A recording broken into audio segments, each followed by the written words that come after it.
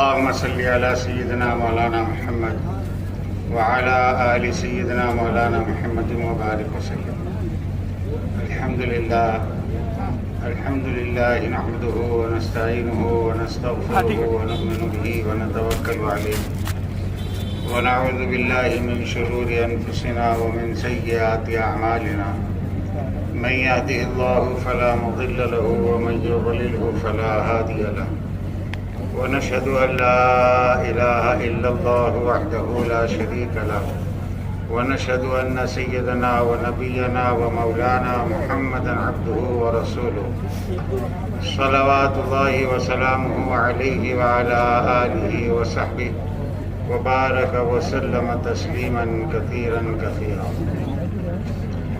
أما بعد فأعوذ بالله من الشيطان الرجيم. بسم الله الرحمن الرحيم. فمن كان يرجو لقاء ربه فليعمل عملا صالحا ولا يشرك بعبادة ربه أحدا. میرے بھائیوں، بزرگوں اور دوستوں، اللہ جل جلالہ و عمن والوں نے ہم کو جو دین دیا ہے اس میں حقوق کی تعلیم ہے.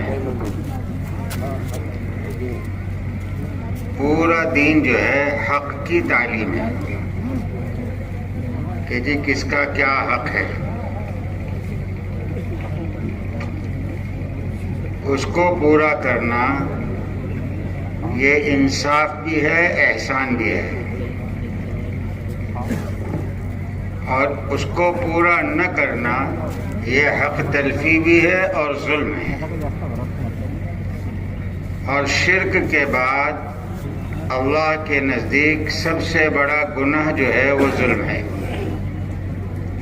اس لیے علماء نے لکھا ہے کہ حضرت نوح علیہ السلام کی قوم پر جو عذاب آیا ان کے شرک کی وجہ سے. ایک چیز ان میں تھی، وہ بہت زیادہ تھی. شرک قوم عاد میں بھی تھا، لیکن شرک سے زیادہ ان میں ظلم تھا. ظالم تھی قوم، تو ان کے ظلم پر اللہ نے ان کو ہلاک کیا. اور ظلم کہتے ہیں کسی کے حق تلفی کو. اس لیے ہمارا دین جو ہے نا وہ پورا کا پورا حقوق کی تعلیم ہے کہ جی کس کا کیا حق ہے، اس کو جانا جائے اور ادا کیا جائے. کیوں؟ اس لیے کہ اللہ تبارک و تعالیٰ نے بہت تھوڑے دنوں کے لیے اس دنیا میں بھیجا ہے. ہر انسان کا ایک وقت مقرر ہے موت کا. جو وقت جس انسان کا مقرر ہے اس وقت پر وہ مرے گا، چاہے شہر کا رہنے والا ہو چاہے دیہات کا رہنے والا ہو، چاہے پڑھا لکھا ہو چاہے بے پڑھا لکھا ہو، مولوی صاحب ہو، قاری صاحب ہو، مفتی صاحب ہو، غوث ہو، قطب ہو، ابدال ہو، صحابی ہو، سب مریں گے. مرنا اللہ نے سب کے لیے رکھا ہے. اس لیے صاحب قرآن پاک میں فرمایا کل نفس ذائقۃ الموت، کہ ہر نفس کو موت کا مزہ چکھنا ہے. جسے اللہ نے پیدا کیا ہے وہ مرے گا.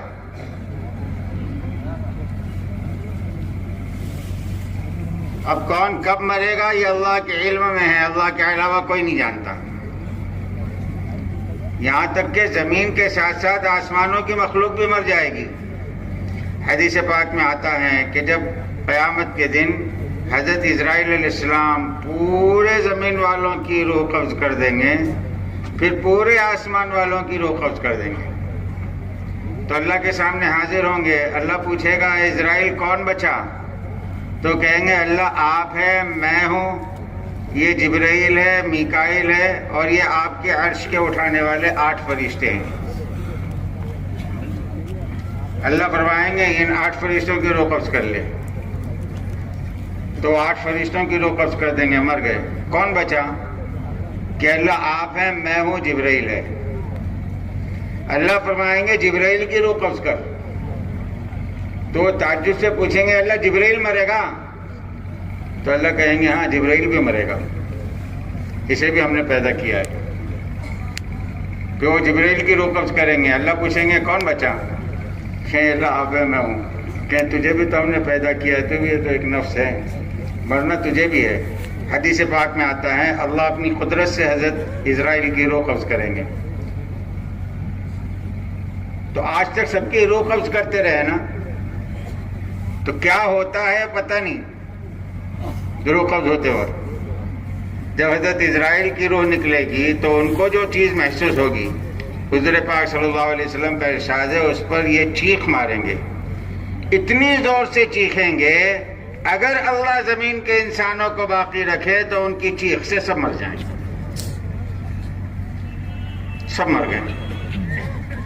اس پر پھر اللہ پوچھیں گے لمن الملک، بتلاؤ کون باقی ہے، ملک کس کا ہے، کون ہے؟ پھر خود ہی فرمائیں گے للہ الواحد القہار، کہ جی اکیلا اللہ ہے، اس کے علاوہ کوئی نہیں. کل من علیہا فان وَيَبْقَى وَجْهُ رَبِّكَ ذُو الْجَلَالِ وَالْإِكْرَامِ. ساری مخلوق کو فنا ہونا ہے، اس لیے طے ہے کہ ہر کوئی مرے گا. اب مرنے کے بعد انسانوں کے درمیان دو ہی چیزیں ہیں، یا تو جنت ہے یا جہنم ہے، تیسری کوئی جگہ نہیں ہے. اور اصل زندگی مرنے کے بعد کی ہی ہے. جیسے اصل زندگی مرنے کے بعد کی ہے، ایسے اصل حالات بھی مرنے کے بعد کی ہیں. دنیا کی زندگی اصل نہیں ہے، ہمیشہ کے نہیں ہے. یہاں کے حالات بھی اصل نہیں ہیں، ہمیشہ کے نہیں ہیں. وہاں کی زندگی اصل ہے. کیسی؟ کہ جی اب کھڑا کر دیا گیا، کبھی موت نہیں آئے گی. موت کو ختم کر. حدیث پاک میں آتا ہے جنتیوں کو آواز دیں گے آ جاؤ جنت کے دروازوں پر، جہنمیوں کو آواز دیں گے آ جاؤ جہنم کے دروازوں پر. تو یہ خوش ہوں گے کہ ہو سکتا ہے ہم کو جہنم سے نکال رہے ہیں. وہ مایوس ہوں گے، ڈریں گے کہ اللہ جنت کے دروازے پر بلا رہے کہ جنت سے نکال تو نہیں دیں گے. جب یہ دونوں دروازوں پر آ جائیں گے تو حضور پاک صلی اللہ علیہ وسلم کا ارشاد ہے مینڈھے کی شکل میں ان دونوں کے سامنے موت کو ذبح کیا جائے گا، اور پھر اعلان کیا جائے گا کہ دیکھو موت کو موت آ گئی، موت ختم ہو گئی. اب کسی کو کبھی موت نہیں آئے گی. جو جہاں ہے ہمیشہ وہیں رہے گا. اب کبھی موت نہیں. کروڑوں اربوں کھربوں برس کی زندگی گزر جائے گی، کسی کو موت نہیں آئے گی. تو اصل زندگی تو آخرت کی ہے. دنیا کی زندگی اس کے مقابلے میں کتنی؟ عام طریقے سے تو 60-70 برس کی. حضور پاک صلی اللہ علیہ وسلم خود فرما رہے ہیں عمر امتی کہ جی میری امت کی عمر کتنی ہے؟ بین 70 و 60، 60 اور 70 کے درمیان. کوئی جیا 80، کوئی جیا 90، کوئی جیا 100. اگر 100 برس بھی جیا تو آخرت کے مقابلے میں کتنی ہے یہ؟ علماء فرماتے ہیں آخرت کی زندگی ساری زمین کا پانی جمع کر لو گے تو جتنا پانی جمع ہوگا یہ آخرت کی زندگی ہے. اس میں ایک انگلی ڈبو کر نکالو گے تو تمہارے پورے میں جتنا انگلی کے پورے پر جتنا پانی لگا ہے یہ دنیا کی زندگی ہے آخرت کے مقابلے میں. اصل زندگی وہاں کی ہے، وہاں کے حالات اصل ہے. اگر جنت ہے تو ہمیشہ ہمیشہ کی نعمتیں، اور اگر جہنم ہے تو ہمیشہ ہمیشہ کی مصیبتیں. نعمتیں ایسی جس کا کوئی بدل نہیں، مصیبتیں ایسی جس کا کوئی اندازہ نہیں لگا سکتا.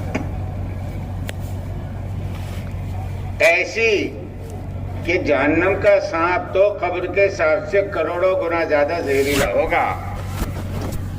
قبر کے سانپ کا حضور پاک صلی اللہ علیہ وسلم یہ حال فرما رہے ہیں کہ اگر یہ زمین پر ایک مرتبہ پھونک مار دے تو روئے زمین پر گھاس نہ ہوگی، اتنا زہر اس کی پھونک میں ہے.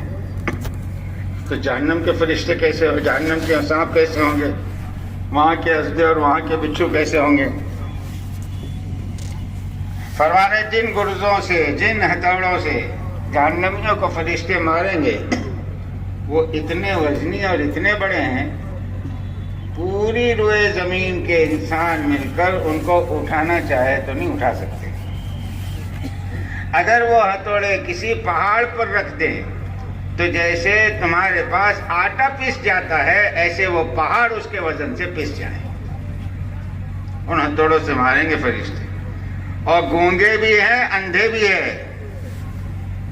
اللہ کا صرف ایک حکم ہوگا ان کو مارو، تو پھر اس کے بعد ان کی کیفیت یہ ہے لا یعصون اللہ ما امرهم ویفعلون ما یؤمرون، بس اور کچھ نہیں جانتے ہو کہ یہ اللہ کے نافرمانی نہیں ہے، بس اللہ نے حکم دے دیا اب یہ کرتے رہنا ہے۔ تو وہاں کا عذاب بڑا سخت، وہاں کی آگ کا یہ حال کہ وہاں کا شرارہ، جہنم کا شرارہ، چنگاری کو کہتے ہیں نا، اگر اللہ آسمان دنیا سے باہر کر دے تو لمحے کے اندر پوری زمین جل کر خاک ہو جائے۔ ایک شرارے میں اتنی تپش ہے۔ حضور پاک صلی اللہ علیہ وسلم کا ارشاد ہے جہنم کا پانی اتنا گرم ہے، اگر ایک ڈول کتنا ہوتا ہے بھائی؟ چھوٹا ہوتا ہے نا، بچیاں کھینچ لیتی ہیں۔ فرماتے جہنم کے پانی کا ایک ڈول اگر اللہ مشرق میں اتار دے تو اس میں اتنی تپش اور اتنی گرمی ہے کہ مغرب کی تمام چیزیں ابل جائیں۔ کتنا فاصلہ ہے مشرق و مغرب کا، لیکن اس ایک ڈول پانی میں اتنی آگ اور اتنی تپش ہے کہ مغرب کی ساری چیزوں کو جلا کر خاک کر دے۔ پھر وہاں کے چٹانیں، آگ کی چٹانیں، اور پھر وہاں کا حمیم اور وہاں کا غساق، پھر وہاں کی بھوک کیسی، ایسی بھوک سارے پہاڑ کھا جائے تب بھی اس کی بھوک نہ مٹے۔ پیاس، کیسی پیاس، سمندر کے سمندر پی جائیں تب بھی اس کی پیاس نہ بجھے۔ بھوک تو اتنی شدید ہوگی کہ پہاڑوں کے کھانے سے اس کی بھوک نہ مٹے، لیکن کھانے کے لیے کچھ بھی نہیں ہوگا تو بھوک کے مارے چیخے گا، اور 1-2 برس نہیں، 500 برس تک چیختا رہے گا کھانا کھانا۔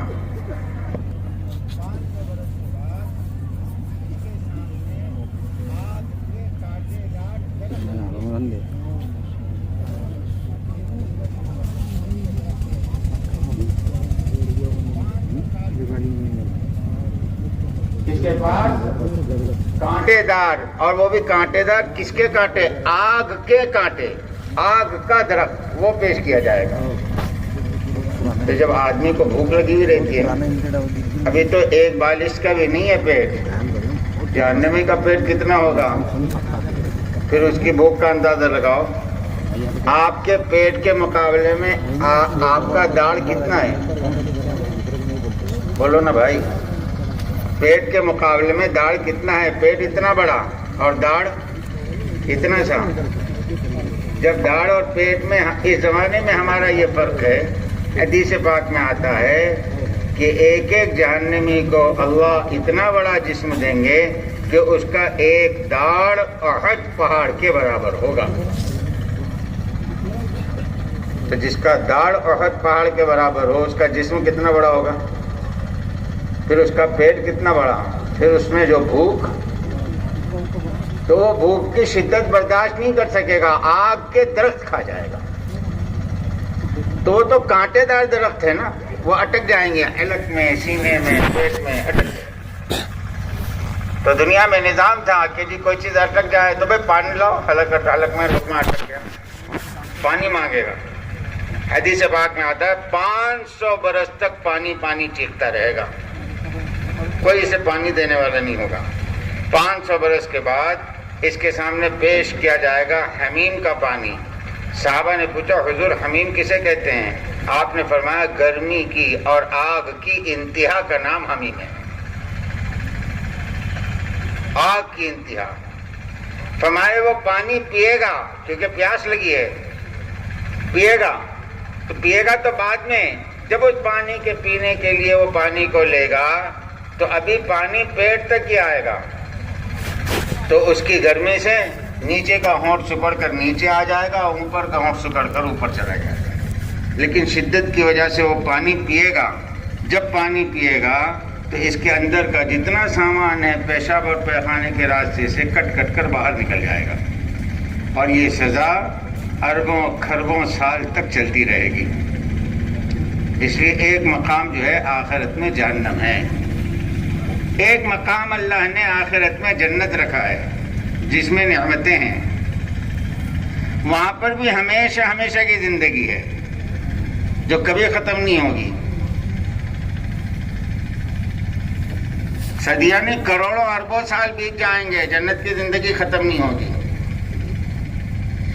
زندگی ختم نہیں ہوگی اور زندگی کے ساتھ جوانی ختم نہیں ہوگی، جوانی کے ساتھ خوبصورتی ختم نہیں ہوگی، خوبصورتی کے ساتھ قوت ختم نہیں ہوگی.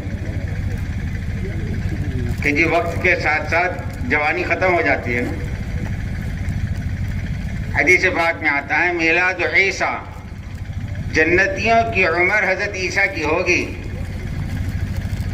33 برس، سارے جنتی ایک عمر کے. اب کروڑوں سال گزر جائیں گے، یہ 34.5 کے نہیں ہوں گے، 34 کے نہیں ہوں گے، کتنے کے رہیں گے؟ 33 کے. کہ جی ان پر کوئی زیادتی نہیں ہوگی. اور خوبصورت، کیسے خوبصورت کہ 14ویں رات کا چاند ان کے سامنے فیل ہو جائیں. جنتیوں کو حضور پاک صلی اللہ علیہ وسلم کا ارشاد ہے، کالا ایک دم کالے قسم کا آدمی اگر اللہ کے دین پر مر گیا، اللہ اس کو جنت میں وہ خوبصورتی دیں گے 500 سال کی مسافت کی دوری پر ہوگا اور اس کے چہرے کا نور چمک رہا ہوگا. کتنے سال کی؟ 500 سال کی مسافت کی دوری پر ہوگا اور اس کے چہرے کا نور چمکے گا. حسن یوسف جس کو کہتے ہیں، حضرت یوسف والا حسن دیں گے اللہ، حسین. حضرت آدم والا قد دیں گے 60 فٹ حضرت آدم والا قد دیں گے 60 ہاتھ لمبا، یعنی 90 فٹ لمبا. حضرت داؤد جیسی آواز دیں گے کہ جی حضرت داؤد جب زبور پڑھتے ہیں تو اڑتے ہوئے پرندے جو ہے ہوائی میں ٹھہر جاتے تھے، ہوش اڑ جاتا تھا کہ اتنی اچھی آواز. پہاڑ میں حرکت پیدا ہو جاتی تھی، اس آواز کی سریلے پن سے پہاڑ ہل جاتے تھے. اللہ ہر جنتی کو ایسی آواز دیں گے. اور سب سے بڑے اخلاق اللہ نے جناب رسول اللہ صلی اللہ علیہ وسلم کو دیے ہیں. اللہ ہر جنتی کو حضور والے اخلاق دیں گے، ہمیشہ کی زندگی، ہمیشہ کی خوبصورتی. اتنا بڑا معاہدے، اتنی بڑی جنت دیں گے کہ آدمی جو جنت میں داخل ہوں گے ڈائریکٹ، وہ تو بہت دور. حدیث پاک میں تذکرہ ہے اس جنتی کا جو سب سے اخیر میں پتہ نہیں کتنے کروڑوں سال کے بعد جہنم سے نکالا جائے گا. اب جہنم میں بھی جائے گا آدمی تو کئی سال تک جائے گا نا. قرآن پاک میں تو جہنم میں جانے والوں کے لیے احقابہ کا لفظ استعمال کیا ہے، اور ایک حکم کو حضرت شیخ نے کتنا لکھا ہے؟ بولو نا. ایک حکم ایک آدمی جہنم میں جلے گا تو کتنے سال جلے گا؟ 300 کروڑ 88 لاکھ. تو اور احقابہ تو حکم کی جمع ہے. اگر یہ جمع میں چلا گیا تو کروڑوں اربوں کھربوں سال کے بعد بھی اگر اللہ اس کو جہنم سے نکالیں تو حدیث پاک میں آتا ہے اللہ اس سے پوچھیں گے بندے جہنم سے نکال دیا کیا دیں؟ اللہ کچھ نہ دیں. جہنم سے نکل گیا یہی سب سے بڑا انعام ہے. اللہ کہیں گے نہیں مانگ کیا دیں؟ تو نہیں مانگے گا. اللہ کہیں گے اچھا دنیا میں تو جس گھر میں رہتا تھا اس سے بڑا گھر دے دے تو خوش ہو جائے گا. اللہ اس سے بڑا اور کیا چاہیے؟ کہ اچھا جس دنیا میں تو رہتا تھا اتنی بڑی دنیا دے دیں تو خوشی سے پھولے نہیں سمائے گا. اتنی بڑی دنیا کا میں مالک, اتنی بڑی دنیا مجھ کو, ٹھیک ہے دے دے. تو اللہ فرمائیں گے کہ بندے جس دنیا کے بارے میں نے تجھے کہا نا, ایسی 10 دنیا کے برابر ایک جنت میں تجھے دیتا ہوں. تو اتنی بڑی جنت تو اس آخری درجے کے آدمی کو ملے گی, تو اول درجے کے لوگوں کو کتنی بڑی جنت ملے گی. پھر جنت سونے چاندی کی, ساری اینٹیں سونے کی, ساری اینٹیں چاندی کی, اور اعلیٰ درجے کی جنت ہیں تو لبنتم من لؤلؤ بیضاء, لبنتم من لؤلؤ بیضاء, کہ جی سفید موتی کی اینٹیں, لبنتم من زمرد خضراء, سبز زمرد کی اینٹیں. ان کے اوپر ان کے درمیان میں ان کو جوڑنے کے لیے مشک استعمال کیا گیا, اور اس مشک کے اوپر باریک باریک باریک باریک موتیاں جڑی ہوئی ہیں. سونے چاندی کی, ہیرے جواہرات کی اینٹیں ہیں, اور لمبائی کتنی, چوڑائی کتنی. بعضی جنتیں ایسی ہوگی جو اللہ کے بالکل قریب ہوگی. تو حضور پاک صلی اللہ علیہ وسلم فرما رہے ہیں سقفها عرش الرحمن, ان کی چھت ہی اللہ کا عرش ہوگا کہ جی اللہ کے اتنے قریب ہوں گے.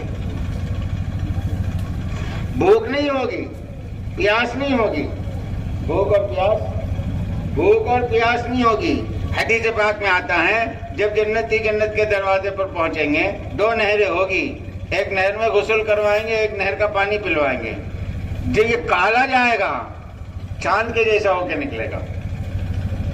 اس نہر کا کمال ہے, ایک کا پانی پیے گا اندر کی ساری گندگی ختم ہو جائے گی, بھوک بھی ختم ہو جائے گی, پیاس بھی ختم ہو جائے گی.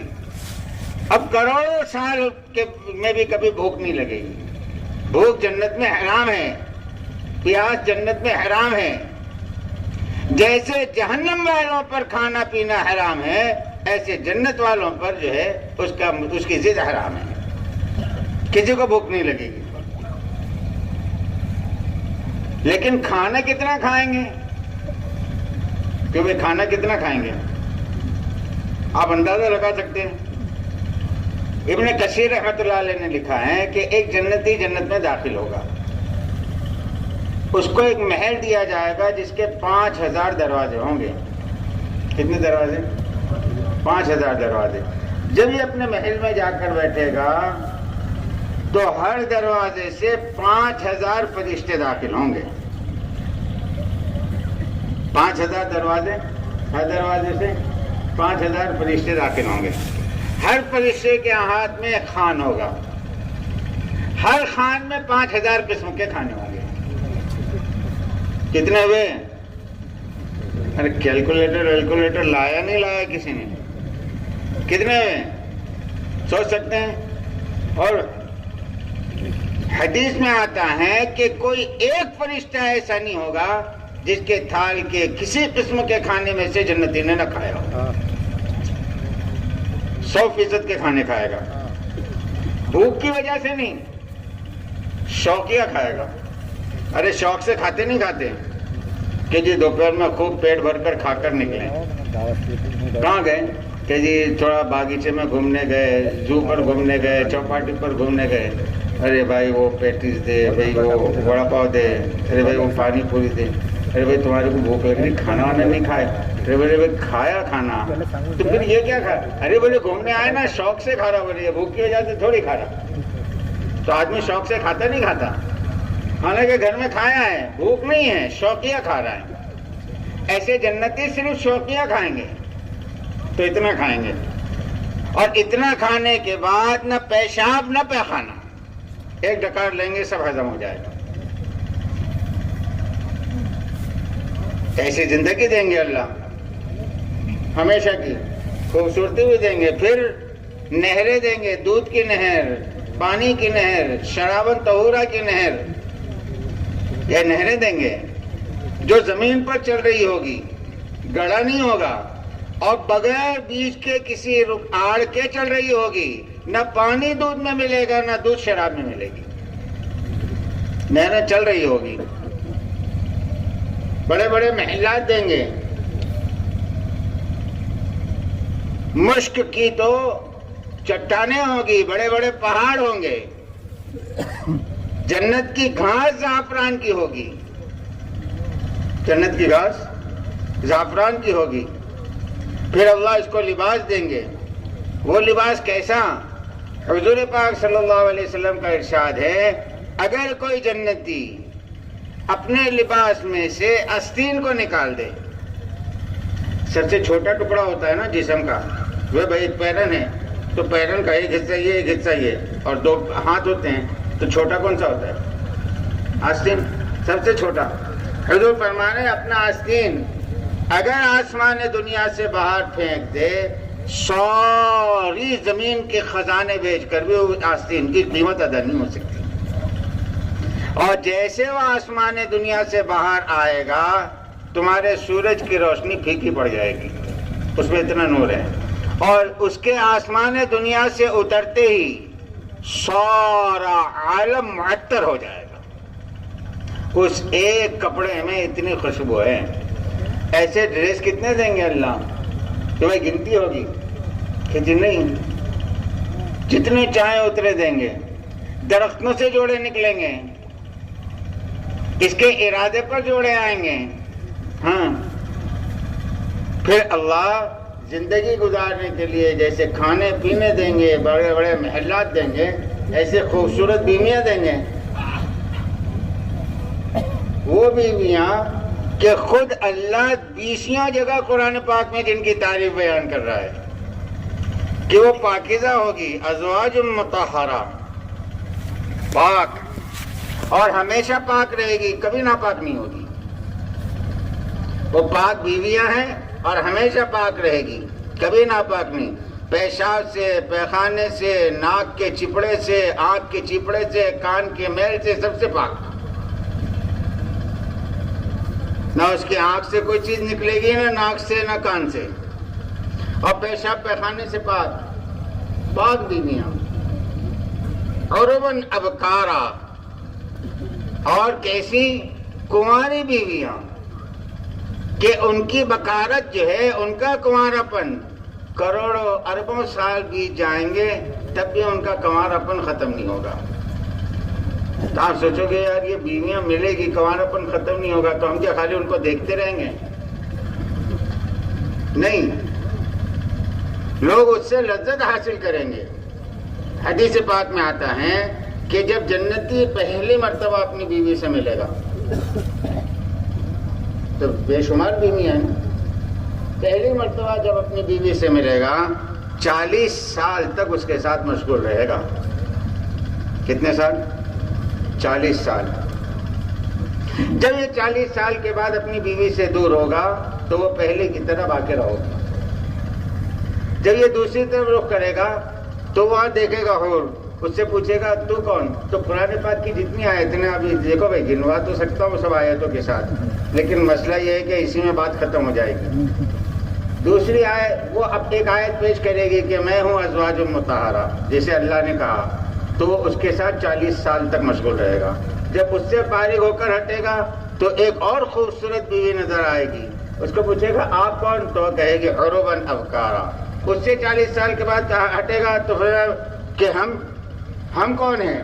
تو کہے گی اللہ نے قرآن پاک میں کہا نا کہ موتیوں کے جیسی بیویاں دیں گے، تو میں موتیوں کے جیسی ہوں۔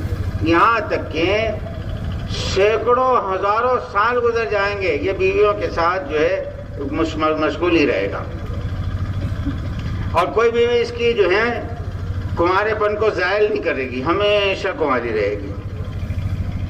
کتنی خوبصورت بیویاں، اتنی خوبصورت بیویاں کہ اگر وہ تھوک دے زمین پر، اگر وہ زمین پر تھوک دیں تو سارے سمندر کا پانی شہد سے زیادہ میٹھا ہو جائے۔ اگر وہ اپنی انگلی نکال دے نا باہر، روایت میں آتا ہے اگر جنت کی عورت اپنی انگلی باہر کر دے آسمان دنیا سے تو تمہارا چاند اور سورج اس کے سامنے ایسے پھیکے پڑ جائیں جیسے سورج کے نکلنے پر ستارے پھیکے پڑتے ہیں۔ اس کی انگلی میں اتنا نور ہے اس کی دھوپ میں اتنی خوشبو ہے اور اتنا میٹھا پن ہے اور خوبصورت اتنی کہ جب تم اس کے سامنے کھڑے رہو گے تو اس کے سینے میں پیچھے کے باغات آپ کو نظر آئیں گے. ایسی بیویاں اللہ دیں گے کم سے کم آخری درجے میں 72 بیویاں. کتنی؟ 72. اب اعلیٰ درجے والوں کو جس کو ہزاروں لاکھوں ملے گی وہ بات الگ ہے. اور سب سے بڑی بات معلوم، سب سے بڑی بات، جنت میں اللہ تبارک و تعالیٰ اپنا دیدار دیں گے. میدان میں سب جنتیوں کو جمع کریں گے اور حدیث پاک میں آتا ہے اللہ اپنے اور بندوں کے درمیان کے سارے پردے ہٹا دیں گے کہ بندوں میں ہوں تمہارا رب،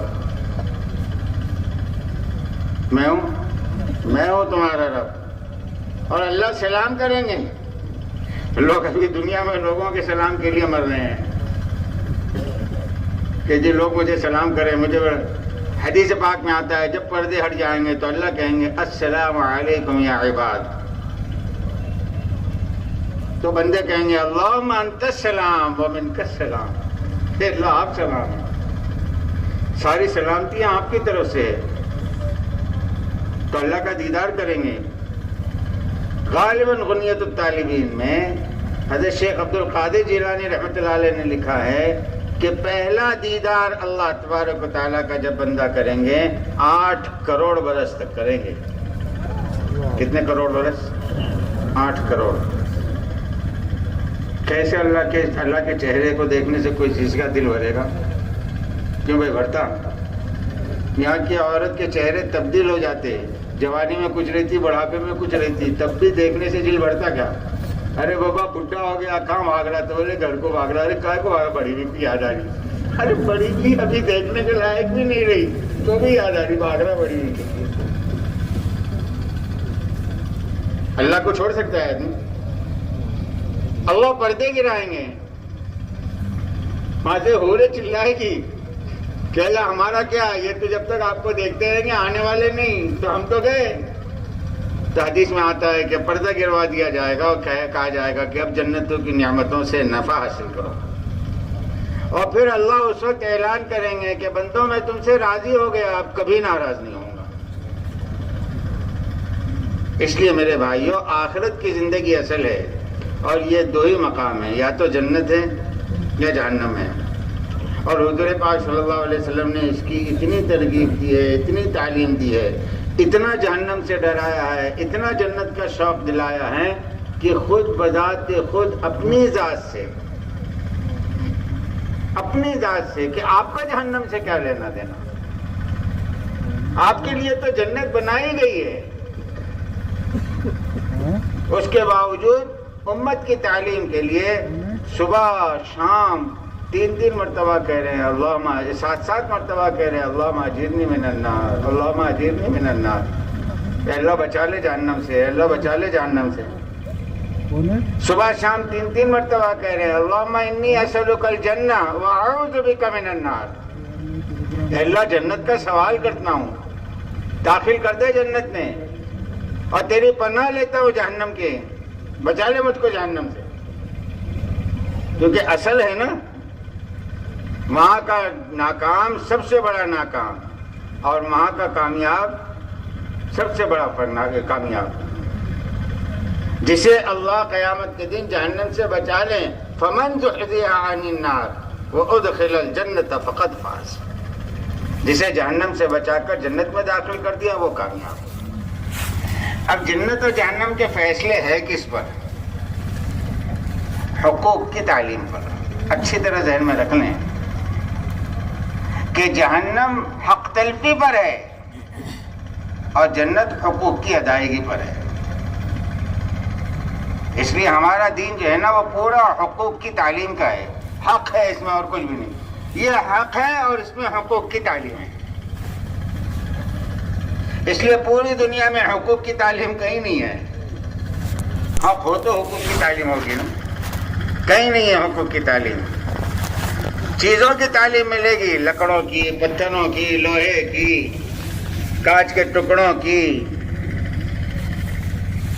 اناج کی، کپڑوں کی، یہاں تک کہ چاند کی مٹی کی بھی کیفیت ملے گی، ساری چیزیں ملے گی، لیکن حقوق کی تعلیم نہیں ملے گی. کوئی حقوق کی تعلیم دینے والا نہیں. حقوق کی تعلیم انبیاء علیہ السلام لے کر آتے ہیں. اب کس کا حق ہے؟ تو حضور پاک صلی اللہ علیہ وسلم تو حقوق کو ایک جملے کے اندر بتلا گئے کہ اتنی لمبی تعلیم ہے ہماری حقوق کی. الایمان 70، ایمان جو ہے وہ 70 سے اوپر شعبے ہے ایمان کے. الایمان 70 شعبہ. اعلیٰ قالوا لا الہ الا اللہ وادناها اماطۃ الاذى عن الطریق. اس کے بیچ میں جتنے ہیں سب کے حق ہے. 70 سے اوپر شاخیں ہیں ایمان کی. پہلی شاخ لا الہ الا اللہ. اس لیے حقوق سب کے ہیں. سب سے پہلا حق ہر انسان پر کس کا ہے؟ تو سب سے پہلا حق ہر انسان پر اللہ کا ہے. پہلا حق. جس نے اللہ کا حق ادا کر دیا وہ کامیاب ہو گیا، اور جس نے اللہ کا حق ادا نہیں کیا وہ اللہ کا دشمن ہے. اور اللہ سے دشمنی لے کر کوئی جیت نہیں سکتا. اب اللہ کا حق کیا ہے؟ تو دیکھو اللہ اپنا حق خود قرآن پاک میں بتلا رہے ہیں. سب سے پہلا حق اللہ کا یہ ہے قل هو اللہ احد، کہ اللہ کو ایک مانے. کتنا مانے؟ اللہ کو ماننا ہی حق نہیں ہے، اللہ کو ایک ماننا حق ہے. ورنہ اللہ کو کون نہیں مانتا؟ کہ بھائی اللہ کو نہیں مانتے لوگ، سب مانتے ہیں، ایک نہیں مانتے. کمال حق جو ہے وہ ایک ماننا ہے. اللہ ہے اور کتنے ہیں؟ ایک. کہہ رہے ہیں هو اللہ احد الہکم الہ واحد. میرا اور تمہارا اللہ کتنا ہے؟ ایک ہے، دو نہیں. اور اللہ کہہ رہے ہیں اگر دو اللہ ہوتے تو زمین اور آسمان میں فساد ہوتا نہیں ہوتا. ایک اللہ ہے جس کا نتیجہ کیا ہے؟ ان جعل اللہ علیکم اللیل سرمدا الی یوم القیامہ من الہ غیر اللہ یأتیکم بضیاء. اگر اللہ تمہارے لیے رات کو کھڑا کر دے، دن ہی نہ لائے، تو تم بتلاؤ اللہ کے علاوہ کون ہے جو تمہارے لیے دن کو لائے گا؟ ان جعل اللہ علیکم النہار سرمدا الی یوم القیامہ من الہ غیر اللہ یأتیکم بلیل تسکنون فیہ افلا تبصرون. اگر اللہ دن کو کھڑا کر دے، سورج ہی نہ ڈبائے، تو کون ہے جو تمہارے لیے رات کو لائے گا؟ یہ اللہ کے ایک ہونے کی دلیل ہے نہیں ہے. اگر دو اللہ ہوتے، ایک اللہ ڈباتا، دوسرا اللہ کہتا تو نے ڈبایا اب میں نکالتا، تو رات ہی نہیں ہوتی تو سوتے کب؟ یا دونوں اللہ ڈبا ہی دیتے، کوئی نکالتا ہی نہیں، تو کمانے کب جاتے؟ کتنے اللہ ہیں؟ سب سے پہلا حق ہے اللہ کا کہ اللہ کو ایک مانا جائے. تمام نبیوں کی سب سے پہلی دعوت اللہ ایک ہے. اللہ کتنے ہیں؟ ایک ہے. یہ ہر نبی کی سب سے پہلی دعوت ہے. ایک یہ حق ہے. دیکھو مختصر عرض کر رہا ہوں. دوسرا حق یہ ہے کہ اس کے ایک ہونے کے ساتھ ساتھ اس کو مختار کل اور تمام مخلوق سے بے نیاز مانا جائے. اس لیے فرمایا اللہ الصمد. اللہ کیسے ہیں؟ بے نیاز.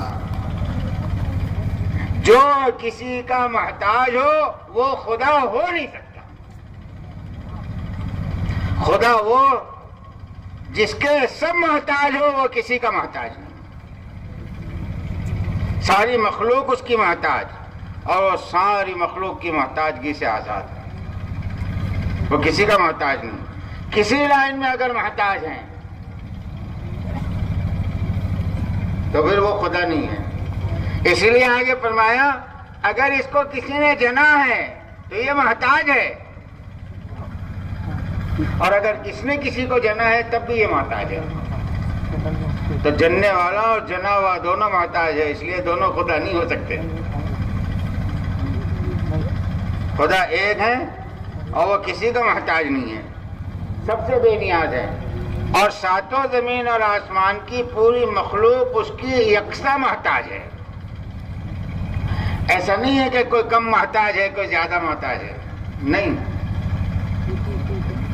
سب یکساں محتاج ہے اللہ کے. چیونٹی اپنی حیات میں، پیدا ہونے میں، اپنی بقا میں، اپنے پلنے میں جتنی اللہ کی محتاج ہیں، جبرائیل پیدا ہونے میں، اپنی بقا میں، اپنے پلنے میں اتنا ہی اللہ کا محتاج ہے. ایسا نہیں ہے کہ وہ بہت بڑا جسم ہے اس لیے وہ اللہ کے محتاج کم ہے، نہیں. یہ چیونٹی جتنی محتاج ہے نا، جبرائیل بھی اتنا ہی محتاج ہے. اللہ کے سب یکساں محتاج ہے. اور اللہ نہ چیونٹی کا محتاج ہے نہ جبرائیل کا محتاج ہے، وہ سب سے آزاد. اور محتاج نہیں ہے اس لیے پاک ہیں، کیونکہ محتاج عیب جو ہے وہ محتاج بناتا ہے نا. تو اللہ عیبوں سے پاک ہے. کیسے ہیں بھائی؟ سبحان اللہ. ہمارا اللہ کیسا ہے؟ عیبوں سے پاک ہے. نہ کھاتا ہے نہ پیتا ہے نہ موت ہے کہ بھائی اللہ مریں گے، نہیں، وہ موت سے آزاد ہے. اکیلے باقی رہیں گے، سب مٹ جائیں گے، اللہ مٹیں گے نہیں. ان کو بھوک نہیں لگتی، ان کو پیاس نہیں لگتی، وہ بھولتے نہیں ہیں. اللہ بھولتے ہیں؟ نہیں، اللہ بھولتے نہیں ہیں. ساتوں زمین اور آسمان کو بنایا، تھکتے بھی نہیں ہیں، کبھی سوتے بھی نہیں ہیں. لا تأخذوہ سینۃ ولا نوم. سونا تو بہت دور کی بات، ان کو کبھی اونگ بھی نہیں آتی. ہر عیب سے پاک، کمزوری سے پاک، جسم سے پاک. ہم جسے اللہ مانتے ہیں اس کی کوئی شکل نہیں ہے. جو شکل آ جائے وہ خدا ہو نہیں سکتا، کیونکہ یہ شکل کا محتاج ہے. اللہ ہو جو کسی شکل کا محتاج نہیں. ہم نے اللہ کو کسی شکل کے ساتھ نہیں مانا ہے. وہ ہمیشہ سے ہے، ہمیشہ رہے گا، بے عیب ہے، کوئی عیب اس میں نہیں ہے. وہ کمزوری سے پاک، بیماری سے پاک. کیوں اللہ بیمار پڑتے ہیں؟ بھوک اور پیاس سے پاک. کسی اور کیسا ہے؟ اکیلا ہے اور بے عیب ہے، بے نیاز ہے. اس لیے خود فرما رہے وحدہ لا شریک لہ. جو کہ وہ محتاج نہیں ہے نا، اس لیے کسی کی شرکت کی اس کو ضرورت نہیں ہے. شرکت کی ضرورت کس کو پڑے گی؟ ہاں، جو محتاج ہوگا. کہ جی اللہ کسی کا محتاج نہیں ہے، اس لیے اس کو کسی کی شرکت کی ضرورت نہیں. کوئی اس کا وزیر نہیں، کوئی اس کا مشیر نہیں، وہ کسی کے مشورے کا پابند نہیں، وہ کسی کی کسی چیز کا محتاج نہیں. پوری مخلوق اس کی محتاج ہے اور تنہا ہے، اکیلا ہے. اب دو چیزیں رہتی ہے اللہ کی اس کے بعد. دیکھو اور بہت ساری چیزیں ہیں وہ عرض نہیں کرتا. یہ بات سمجھ میں، اللہ ایک ہے، بے نیاز ہے، پاک ہے، ان کا کوئی شریک نہیں ہے. اب دو چیزیں ہیں جو سب سے پہلے ماننی ہے. ایک ہے الوہیت اور ایک ہے ربوبیت. یہاں اللہ کو تو مانتے ہیں، پاک بھی مانتے ہیں، بے نیاز بھی مانتے ہیں، ایک بھی مانتے ہیں، وحدہ لا شریک لہ بھی مانتے ہیں. ربوبیت میں آ کر اٹک جاتے ہیں کہ جی ضرورتوں کا پورا کرنے والا کون ہے. یہاں آ کر لوگ مار کھاتے ہیں. ہلو اس لیے تکرار جو دین میں ہے نا سب سے بڑی، ہلو ہاؤ وہ تکرار رب کی ہے. کیونکہ رب کے لیے پیدا کیا. الست بربکم. کیا بول رہا تھا؟ یہیں سے اس کی ابتدا ہے. عبادت بعد میں ہے, بعد میں زمین پر آنے کے بعد آئی. ابھی تو پیدا کر رہے ہیں, اور پیدا کرتے ہی پوچھ رہے ہیں الست بربکم الست بالہکم پوچھا, ہاں دعا ہے. الست برازقکم پوچھا, الست بربکم. رب کہتے ہیں ضرورتوں کے پورا کرنے والے کو. تو کون ہے ضرورتوں کا پورا کرنے والا؟ وہیں سے شروع کروایا. اور جب موت آئے گی نا قبر میں یہ نہیں پوچھے گا کو فرشتہ آ کر من الہکم, کس کو الہ مان کر آیا, کس کو سجدہ کر کر آیا, یہ بات نہیں ہے. اس کا حساب قیامت کے دن کتنے سجدے سچے کیے کتنے جھوٹے کیے وہ سب بعد میں معلوم پڑیں گے. قبر میں پوچھے گا من ربکم, بتا تیرا رب کون ہے. تو یہاں پر آیا ہے کون؟ اپنی ضرورتوں کا پورا کرنے والا. کس کو یقین کر کر آیا ہے کہ تیری ضرورتیں کس نے پوری کی؟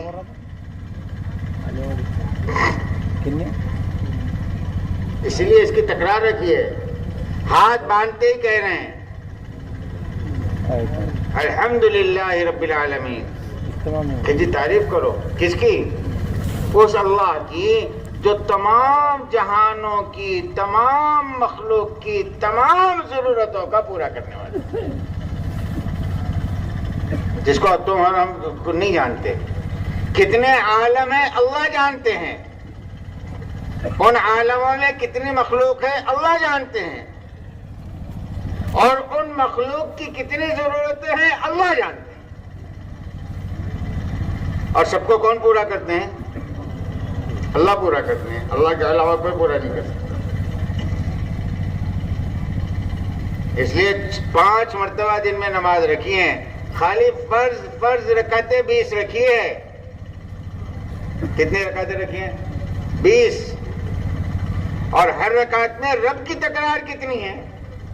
ہاتھ باندھ الحمدللہ رب العالمین, رکوع میں جا سبحان ربی العظیم, سجدے میں جا سبحان ربی الاعلیٰ. ایک رکعت میں کتنی تکرار ہوئی؟ چلو 7 ہی پکڑ لو, 7 ہی پکڑ لو اگر ایک رکعت میں. بلکہ 7 نہیں, کتنی ہوئی؟ زیادہ ہوئی نا, 10 ہوئی. ایک رکعت میں 10 تو 20 رکعت میں کتنی ہوئی؟ بولو نا بھائی. 200 مرتبہ. اگر صرف فرض پوچھو, ہاں سنت و نفل کو نہیں بول رہا ہوں, خالی فرض, تو 200 مرتبہ اس کی زبان سے کہلوا رہے ہیں کہ بندے اپنی زبان سے کہہ رب اللہ ہے.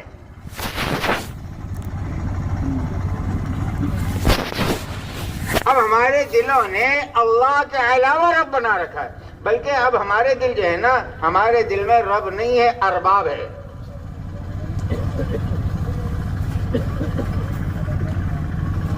ہمارا دل تو رب سے کب کا خالی ہو چکا ہے, ارباب سے بھرا ہوا ہے. کہ جی مال سے پلنے کا یقین, مال والوں سے پلنے کا یقین, عہدوں سے پلنے کا یقین, عہدے والوں سے پلنے کا یقین, ڈگری سے پلنے کا یقین, ڈگری والوں سے پلنے کا یقین, ہتھیاروں سے حفاظت پلنے کا یقین, ہتھیار والوں سے حفاظت کی اور پلنے کا یقین. اپنی ضرورت ہے تو سب دوسرے سے, دواؤں سے ضرورت کے پورا ہونے کا یقین, اناج سے ضرورت کے پورا ہونے کا یقین, پانی سے پیاس کے پورا ہونے کا یقین.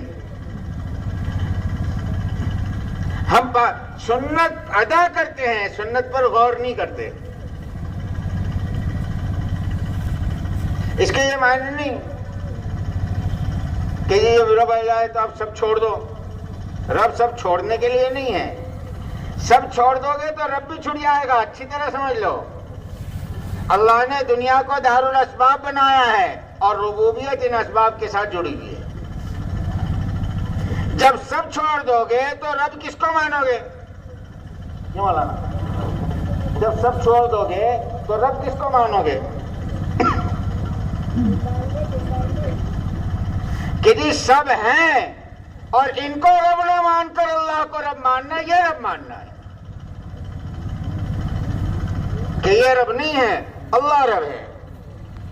اس لیے اسباب رکھے ہیں اور اسباب کا صحیح استعمال بھی حکم ہے کہ ہم نے دنیا کو دارالاسباب بنایا ہے.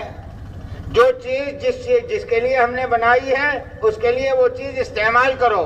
کیوں؟ کہ جی اسی استعمال کے راستے سے ہم تمہاری آزمائش کر رہے ہیں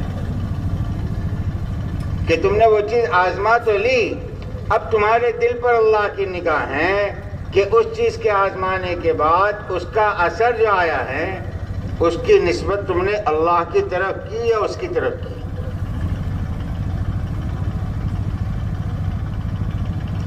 اس لیے کھانا کھاتے برابر کیا کہہ رہے ہیں؟ کھانا کھاتے برابر کہہ رہے ہیں الحمدللہ سے شروع کرو دعا. کیوں؟ کہ جی فوراً دل کو اس طرف متوجہ کرو کہ اس کھانے سے ہماری ضرورت پوری نہیں ہوئی، اللہ نے ہماری بھوک کی ضرورت پوری کی. پانی سے ہماری ضرورت پوری نہیں ہوئی، اللہ نے ہماری پیاس کی ضرورت پوری کی. دوا سے ہماری ضرورت پوری نہیں ہوئی، اللہ کے پورا کرنے سے پوری ہوئی.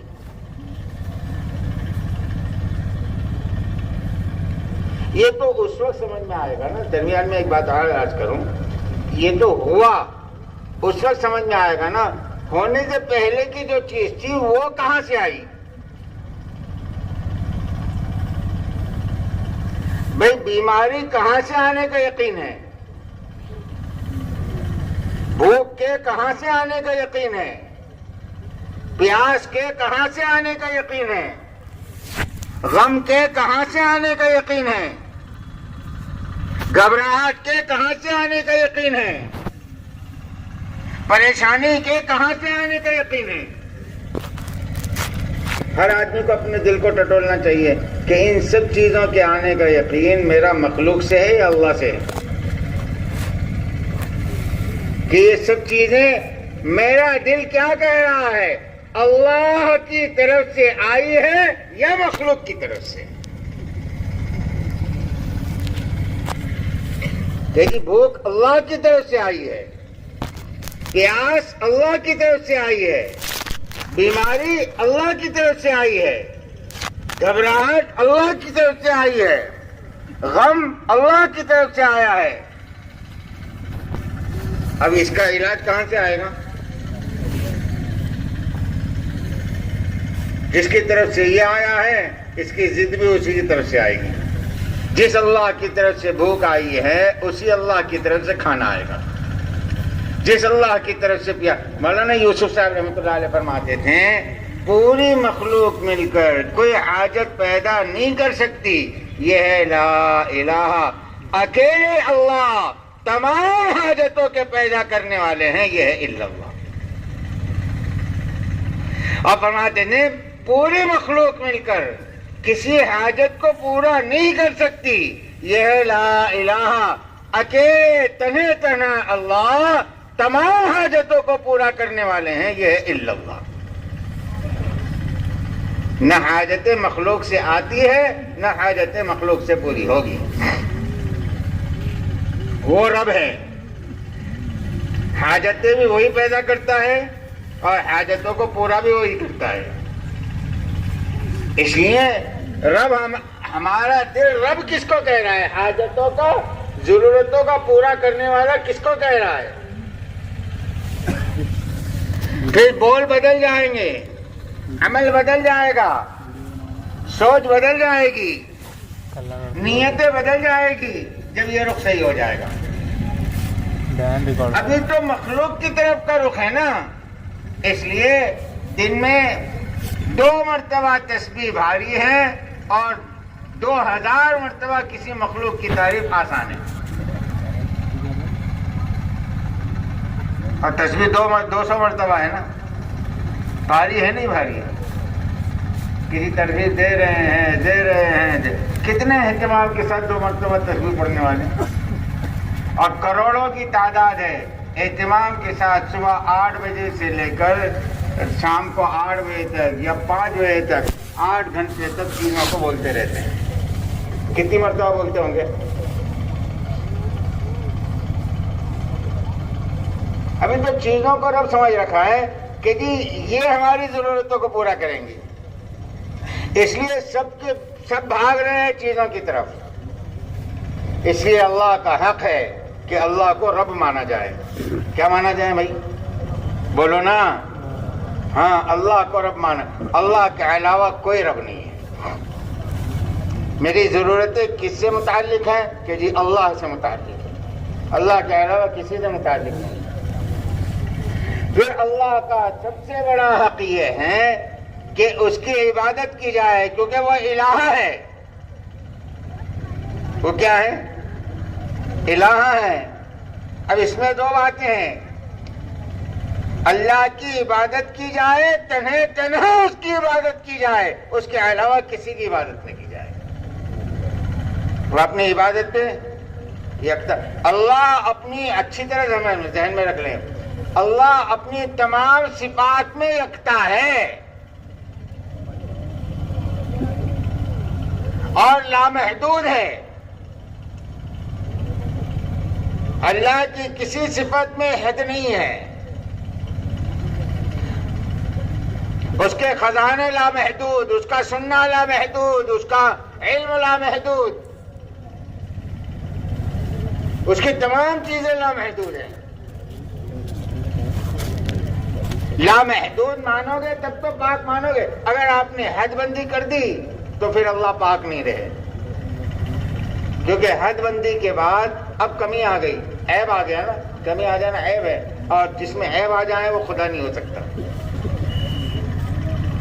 اور وہ تو عیب سے پاک ہیں. اس لیے کوئی چیز اس کی محدود ہے ہی نہیں.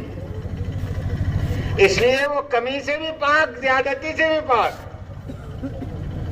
اللہ جو ہے کمی سے بھی پاک، اور بولو نا، ڈرو مت، کمی سے بھی پاک، زیادتی سے. اب آپ بولو گے کمی سے پاک تو ہمیں زیادتی سے پاک کیا مانے؟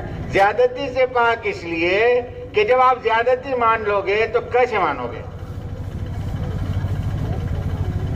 کیسے مانو گے؟ بولو نا. زیادتی کیسے مانو گے؟ ایسے مانو گے نا کہ بھئی یہ 25 کلو کی تھی اب 40 کلو کی ہو گئی، یعنی زیادتی ہو گئی. تو پہلے آپ نے اس کی کمی مانی تب تو زیادتی مانی نا. پہلے آپ نے اس کی کمی مانی تب تو زیادتی مانی. اس لیے اللہ جیسے کمی سے پاک ہے، زیادتی سے بھی پاک. لامحدود ہے اس کی ہر چیز. اس لیے خود کہہ رہے ہیں کہ ہم تو ایسے ہیں کہ ہماری ثنا بھی تم نہیں کر سکتے. وہ تو ہم ہیں جو تمہاری ثنا کو ثنا کہہ دے، ورنہ پوری مخلوق کی ثنا بھی ہمارے نزدیک کسی حیثیت کوئی حیثیت نہیں رکھتی. ساری مخلوق میں سب سے زیادہ اللہ کی ثنا بیان کرنے والے حضور پاک صلی اللہ علیہ وسلم ہے نا. اسی لیے تو آپ کا نام احمد اور محمد ہے. لیکن حضور پاک صلی اللہ علیہ وسلم سجدے میں پڑھ کر کہہ رہے لا احصی ثناء علیک انت کما اثنیت علی نفسک. اللہ یہ قرار ہے تیری ثنا نہیں ہو سکتی.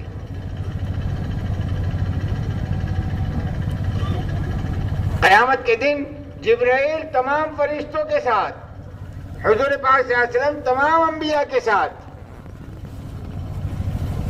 کھڑے رہ کر کہیں گے ما عبدناک حق عبادتک. اللہ ہم تیری عبادت کا حق ادا نہیں کر سکے. کیوں؟ ما عرفناک حق معرفتک، کہ ہم تو تجھے پہچان ہی نہیں سکے. لامحدود کو کیا پہچانیں گے؟ کہ وہ ذات ہے اتنی بڑی، آپ کیا اس لیے اللہ خود کہہ رہے ہیں زمین اور آسمان کے تمام جنات اور انسان زندہ مردہ ایک میدان میں جمع ہو کر میری تعریف بیان کرنا شروع کر دے. اب سارے کے سارے متقی اور پرہیزگار بن جائیں. اللہ فرمانے میری شان میں رائی کے دانے کے برابر اضافہ نہیں ہوگا. میں تو تمہاری سب کی تعریفوں سے بھی بہت بڑا ہوں، وراء الورا ہوں، اور اگر تم سب کے سب فاجر ہو جاؤ فرعون کی طرح تو میرے شان میں رائی کے دانے کے برابر نقصان بھی نہیں ہوگا کہ جی کمی زیادتی سے پاک ہیں، اس لیے عبادت کے وہی لائق ہے، اس کے علاوہ کوئی عبادت کے لائق نہیں۔ تمام نبیوں کی ایک دعوت، اللہ کی عبادت کرو، اللہ کے علاوہ کسی کی عبادت نہ کرو، کیونکہ وہ اس کے علاوہ کوئی عبادت کے لائق ہی نہیں ہے۔ یہ حق ہے اللہ کا کہ اس کو ایک مانا جائے، اس کو بے نیاز مانا جائے، تمام عیبوں سے پاک مانا جائے، اور اس کو تمام ضرورتوں کا پورا کرنے والا مانا جائے، اور اسی کی عبادت کی جائے، اس کے علاوہ کسی کی عبادت نہ کی جائے۔ ورنہ اگر اس کے ساتھ اوروں کی عبادت ہے تو پھر وہ اپنے آپ کو ہٹا دے گا، وہ کسی کی شرکت پسند نہیں کرتا۔ ورنہ لوگ تو تیار ہیں نا کہ جی جیسے سب کی عبادت کرتے ہیں ایسے یہ اس کی بھی عبادت کریں گے، کہ جی نہیں، لا اعبد ما تعبدون ولا انتم عابدون ما اعبد ولا انا عابد ما عبدتم۔ کہ جی نبی کی آواز ہے، کہ جی نہیں، عبادت ہماری عبادت بھی مخصوص ہے، کیسی کہ ایسی ہوگی جو سوائے ہمارے اللہ کی کسی اور کے لیے ہرگز نہیں ہوتی۔ پیشانی جھکے گی صرف اللہ کے سامنے، ناک رگڑی جائے گی صرف اللہ کے سامنے، ہاتھ پھیلائے جائیں گے صرف اللہ کے سامنے، مدد کے لیے پکارا جائے گا صرف اللہ کو، کسی اور کو پکاریں گے غیر اللہ کو؟ جو حضور فرما رہے ہیں تیرے ٹکڑے ٹکڑے کر دیا جائیں، تجھے کھولتے ہوئے پانی میں پھینک دیا جائے، جلتی ہوئی آگ میں ڈال دیا جائے، اللہ کے ساتھ کسی کو شریک نہ کرنا۔ وہ یہ چیز پسند نہیں، اس لیے ہر گناہ کو اللہ معاف کریں گے، اللہ کے ساتھ کسی نے شرک کیا اس کو معاف نہیں کریں گے۔ ان اللہ لا یغفر ان یشرک بہ ویغفر ما دون ذلک لمن یشاء۔ ہر گناہ معاف، شرک معاف نہیں ہے۔ اس لیے عبادت کریں گے صرف اللہ کی، مانگیں گے صرف اللہ سے۔ حضور سکھا رہے ہیں کہ ہاتھ کس کے سامنے پھیلاؤ گے، مدد کس سے مانگو گے، کس کو پکارو گے؟ اذا سألت فاسأل اللہ واذا استعنت فاستعن باللہ۔ جب بھی پکارنا ہو کس کو پکارو؟ سوال کرنا ہو اللہ سے کرو، اللہ کے غیر سے سوال نہیں کرو۔ مدد مانگنی ہو اللہ سے مانگو، اللہ کے غیر سے نہ مانگو۔ دیکھو نبی کو مدد کی ضرورت ہے، نبی کو پکارنا ہے تو نبی بھی اللہ ہی کو پکار رہا ہے۔ بدر کے میدان میں تنہا کھڑے ہیں، بے سر و سامان کے کھڑے ہیں، اور رات بھر سجدے میں گر کر کہہ رہے یا حی یا قیوم برحمتک نستغیث، یا حی یا قیوم برحمتک نستغیث۔ کس سے مانگ رہے ہیں؟ اللہ سے مانگ رہے ہیں۔ تو اللہ بھی صبح کہہ رہے ہیں استستغیثون ربکم فاستجاب لکم۔ آپ نے استغاثہ کیا کہ جی ہم نے قبول کر لیا۔ تو حضور کہہ رہے ہیں جب تم اللہ کے علاوہ کسی کو پکارو گے تو اللہ کے نگاہ میں گر جاؤ گے، اور جب سب سے ہٹ کر، سب سے دل ہٹا کر، سب سے یقین ہٹا کر خالص اللہ کو پکارو گے تو پھر حضور پاک صلی اللہ علیہ وسلم فرما رہے ہیں کہہ دو 3 مرتبہ یا ارحم الراحمین، یا ارحم الراحمین، یا ارحم الراحمین۔ اللہ کہتے ہیں مانگ میرے بندے، اب جو مانگے گا دوں گا، کیونکہ تو نے مجھے پکارا ہے نا۔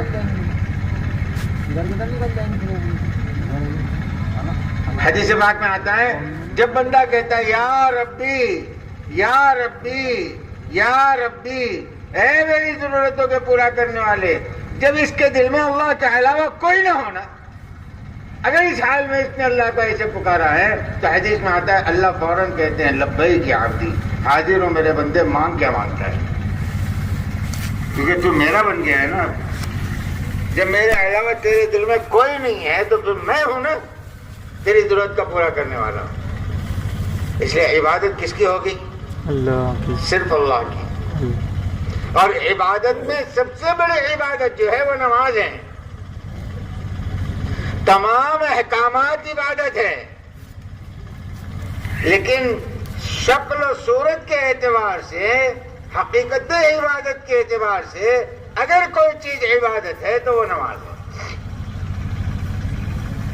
کیونکہ دوسری عبادتیں حکم کی وجہ سے تو عبادت ہیں، لیکن اس میں شکل جو ہے نا عبادت کے علاوہ کی بھی ہے، عطا کی بھی ہے. زکوٰۃ دینے کو کہتے ہیں نا، تو دینا تو اللہ کی شان بھی ہے. روزہ بھوکا رہنے کو کہتے ہیں نا، تو یہ تو بھوکا پیاسا رہنا اللہ کی شان بھی ہے. لیکن نماز میں ہاتھ باندھ کر کھڑے رہنا، جھک جانا، پھر سجدے میں پڑھ کر اپنی پیشانی کو اور ناک کو رگڑنا، اور پھر ہاتھ اٹھا کر بھیک مانگنا، ان میں سے کوئی ایک چیز بھی اللہ کے لیے نہیں ہے. اس لیے اپنی ذات سے جو چیز عبادت ہے وہ نماز ہے. اور اللہ کو تمام چیزوں میں سب سے زیادہ پسند نماز ہے. اس لیے اصل عبادت ہے نا. تمام چیزوں میں چھوٹ ہے، تمام چیزوں میں وقت سے دوری ہے کہ جی نماز میں نہیں ہے. نماز روزانہ ہے، ہر کسی پر ہے، کوئی عذر کسی کا قابل قبول نہیں ہے. سال میں ایک مرتبہ نہیں، رمضان کے روزے سال میں ایک مرتبہ ہے. سال میں ایک مرتبہ نہیں، 7 سال میں ایک مرتبہ ہے. زندگی میں ایک مرتبہ نہیں کہ جی حج زندگی میں ایک مرتبہ ہے. نماز دن میں 5 مرتبہ ہے اور روزانہ ہے، اور ہر مرد اور عورت پر فرض ہے. اور انسان کی دنیا اور آخرت کی تمام ضرورتوں کو اللہ نے اس عبادت کے ساتھ جوڑ رکھا ہے. کنیکشن جو ہے نا سب کا نماز سے ہے. جس نے نماز چھوڑا نا اس کے دنیا کی ضرورت کی تار سوئچ میں سے نکل گئی. اور جب سارکٹ میں سے تار نکل گئی تو لائٹ بجھے گی کہ جلے گی؟ بولو نا. اب کوستے رہو آپ لائٹ کو، کم وقت جلتی نہیں، کم وقت جلتی نہیں. ارے کم وقت اس لیے نہیں جل رہی کہ یہاں سے باہر نکلا ہے نا.